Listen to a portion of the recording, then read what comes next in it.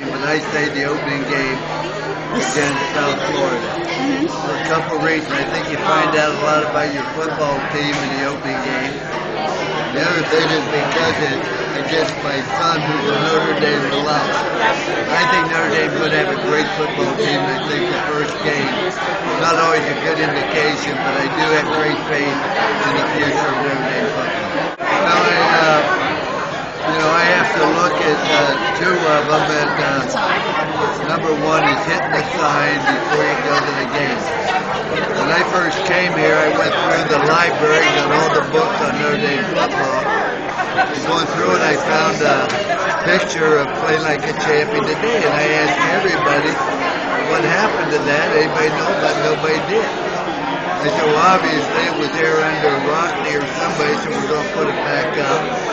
And then explain to the players what they should think about the traditions always under construction, about the players that have made the sacrifice prior to getting here to create the great tradition, and also the time and effort they put forth in order to get to a place like Notre Dame, as well as the other people that helped us get there. The other great tradition I really love just got started was the walk from the church to the stadium. What happened in '88, we'd always had our mass for years at Dillon North.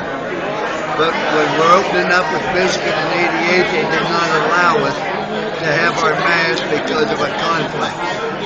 I called Father Jenke, who was now bishop at that time, was head of the facility, and asked if we could have our mass at Our Lady's Chapel, because I think that's the most beautiful background I've ever seen. He said, we can't do that, Coach, because we can't lock up the church. I said, you can keep it open, you don't allow it back here anyway, just as is critical.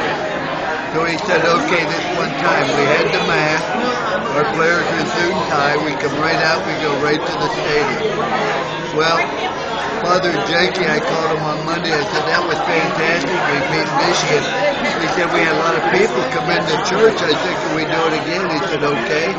Well, by that time, the word got out that we're coming from Our Lady's Chapel to Basilica, and there started being hundreds of people.